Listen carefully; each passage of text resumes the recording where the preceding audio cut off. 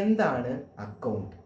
ബിസിനസ്സിലുണ്ടാകുന്ന ഓരോ പണപരമായതും അല്ലെങ്കിൽ വാല്യൂമുള്ള ട്രാൻസാക്ഷനുകളെ പ്രത്യേകം തരംതിരിച്ച് അല്ലെങ്കിൽ ഹെഡുകളായി കണക്കാക്കി അതിലുണ്ടാകുന്ന മാറ്റങ്ങളെ ഒരു ഫോർമാറ്റിൽ റെക്കോർഡ് ചെയ്യുന്നതിനെയാണ് അക്കൗണ്ട് എന്ന് പറയുന്നത്.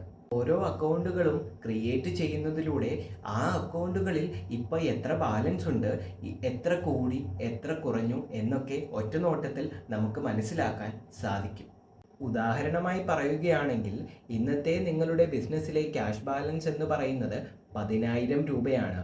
ഇതിൽ നിന്ന് 2,000 രൂപ ക്യാഷ് എക്സ്പെൻസ് ഉണ്ടാവുകയും പിന്നീട് ബാങ്കിൽ നിന്ന് ഇൻട്രസ്റ്റായി 500 രൂപ ലഭിക്കുകയും റെൻ്റായി 3,000 രൂപ പേയ്മെൻറ്റ് നടത്തുകയും കമ്മീഷൻ 2,000 രൂപ ബിസിനസ്സിലേക്ക് ലഭിക്കുകയും ചെയ്തു.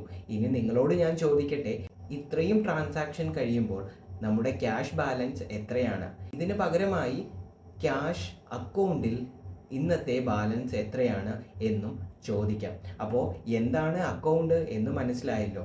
ഇത്രയും ട്രാൻസാക്ഷനുകൾക്ക് ശേഷം നമ്മുടെ ക്യാഷ് ബാലൻസ് അല്ലെങ്കിൽ ക്യാഷ് അക്കൗണ്ടിൻ്റെ ബാലൻസ് എന്ന് പറയുന്നത് 6,000 രൂപയായിരിക്കും. ഇത്രയാണ് എക്സ്പെൻസ് അക്കൗണ്ടിൻ്റെ ചെലവ് വരുന്നത്.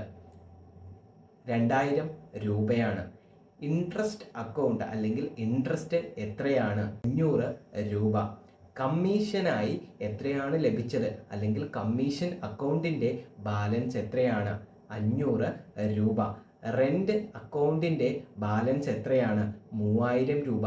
അപ്പോൾ ബിസിനസ്സിലെ ഓരോ ട്രാൻസാക്ഷനുകളെയും പ്രത്യേകം തരംതിരിച്ച് അല്ലെങ്കിൽ ഹെഡുകളാക്കി അതിൻ്റെ ബാലൻസ് കണക്കാക്കുന്നതിനെയാണ് അക്കൗണ്ട് എന്ന് പറയുന്നത്.